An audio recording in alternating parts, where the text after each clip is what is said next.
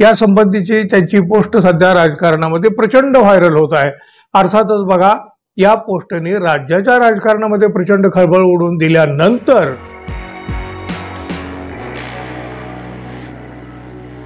मित्रांनो नमस्कार। मागील काही दिवसापासून उद्धव ठाकरे आणि राज ठाकरे यांची युती होण्याबाबत राज्याच्या राजकारणामध्ये मोठी चर्चा आहे। ही चर्चा जेवढी मोठी आहे तेवढंच रहस्य सुद्धा या संभाव्य युतीबाबत निर्माण झालेलं आहे। राज ठाकरे यांनी एका मुलाखतीत केलेल्या विधानावरून पुढची ही सगळी युतीची चर्चा सुरू झाली। उद्धव ठाकरे यांच्याकडून लगेचच अनुकूल प्रतिसाद सुद्धा मिळाला। पुढे मात्र राज ठाकरे गप्प राहिले। एवढंच काय, युती कोणाशी करायची, केव्हा करायची, करायची की नाही करायची हे आपण नंतर बघू, आधी कामाला लागा, अशा प्रकारचा आदेश राज ठाकरे यांनी आपल्या कार्यकर्त्यांना दिला। मात्र याचा अर्थ जो तो आपल्या पद्धतीने घेऊ लागले। आणि बघा, हा आदेश राज ठाकरे यांनी आपल्या कार्यकर्त्यांना दिला आणि त्यानंतर तर आपल्या बोलण्याचा चुकीचा अर्थ घेतला गेला। म्हणजे त्या मुलाखतीत जे काही त्यांनी विधानं केली होती त्याचा अर्थ चुकीचा घेतला गेला असं त्यांनी सांगून टाकलं। त्यामुळं युतीच्या चर्चेची दारं आता बंद झाली असा अर्थ अनेकांनी काढला। राज ठाकरे हे भाजपापासून दूर जाणार नाहीत, इथपासून राज ठाकरे यांना ईडीची भीती आहे इथपर्यंत चर्चा झाल्या। पण आता एक अशी घटना समोर आली की राज ठाकरे हे भाजपालाही मोजत नाहीत आणि ईडीलाही भीक घालत नाहीत। म्हणजे जे काही घटना आज समोर आली त्यावरून असं कुणालाही वाटू शकेल, सहज वाटून गेलंही असेल अनेकांना की खरं तर ही सगळी गोष्ट अगदी अकल्पित, कोणाच्या मनीध्यानी नसणारी। सांगतो काय झालं बघा। भारतीय जनता पक्षाचे वरिष्ठ नेते आणि केंद्रीय गृहमंत्री अमित शाह हे महाराष्ट्राच्या दौऱ्यावर आलेले होते। आगामी स्थानिक स्वराज्य संस्थांच्या निवडणुकीच्या पार्श्वभूमीवर त्यांनी महाराष्ट्रामध्ये आढावा घेतला, साधारण परिस्थितीचा अंदाज घेतला, बैठका घेतल्या, भाजपच्या नेत्याशी चर्चा झाली।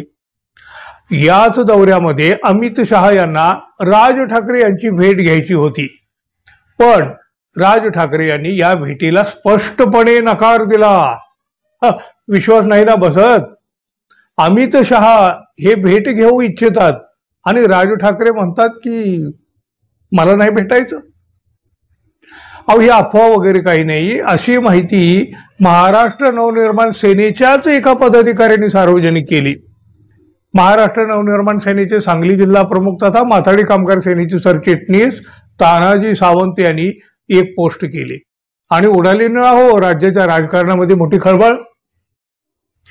महाराष्ट्राच्या दौऱ्यावर असलेले अमित शाह यांना राजसाहेब ठाकरे यांना भेटायचं होतं, त्याचे प्रयत्न राज्याचे मुख्यमंत्री देवेंद्र फडणवीस करीत होते, पण राजसाहेब ठाकरे यांनी गृहमंत्री अमित शाह यांची भेट नाकारली असा दावा तानाजी सावंत यांनी केलेला आहे या पोस्टमधून। अमित शहांना भेटून काय करू, अमित शहांना भेटून काय फरक पडणार आहे असा सवाल राज ठाकरे यांनी केल्याचाही दावा सावंत यांनी या पोस्टमधून केला। या संबंधीची त्यांची पोस्ट सध्या राजकारणामध्ये प्रचंड व्हायरल होत आहे। अर्थातच बघा, या पोस्टने राज्याच्या राजकारणामध्ये प्रचंड खळबळ उडवून दिल्यानंतर सावंत यांनी ही पोस्ट डिलीट सुद्धा केली। पण अलीकडे बरेच लोक अगदी धूर्त, हुशार, चाणक्य असतात। अनेकांनी किंवा कुणीतरी त्या पोस्टचे स्क्रीनशॉट सुद्धा काढून ठेवले, ते स्क्रीनशॉट सुद्धा पुन्हा व्हायरल होत राहिले। बघा, दरम्यान आगामी महापालिका निवडणुकीच्या दृष्टीनं सगळ्या पक्षांची मोर्चे बांधणी सुरू आहे। एकीकडं उद्धव ठाकरे आणि राज ठाकरे यांच्या मनोमिलनाची चर्चा सुरू आहे आणि ही चर्चा सुरू असताना राज ठाकरेंना महायुती सोबत राहण्यासाठी सुद्धा प्रयत्न केले जाण्याची शक्यता आहे। म्हणजे भाजपची तशी जर अपेक्षा आहेत। अशातच राज ठाकरे यांनी अमित शहा यांची भेट घेण्याचं टाळल्याचा दावा करण्यात आल्यामुळं राजकीय वर्तुळात चर्चा रंगल्या नसत्या तरच नवल। खूप अगदी जोरदार चर्चा। एका जबाबदार पदाधिकाऱ्याने ही पोस्ट केली होती, त्यामुळे त्याला निश्चितच महत्व आहे।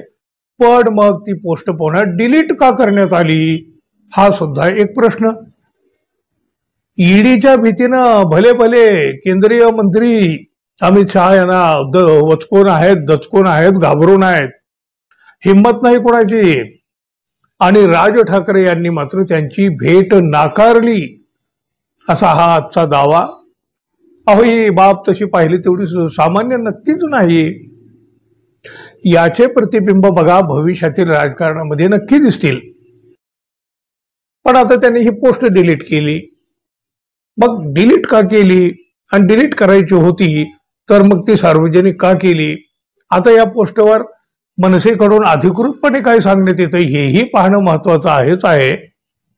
पण तुम्हाला काय वाटतं मित्रांनो, जरूर सांगा. आणि आपण अजून आपल्या चॅनलला सबस्क्राईब केलं नसेल तर कृपया सबस्क्राईब करावी ही अपेक्षा आहे. धन्यवाद. पुन्हा भेटू. तोपर्यंत नमस्कार.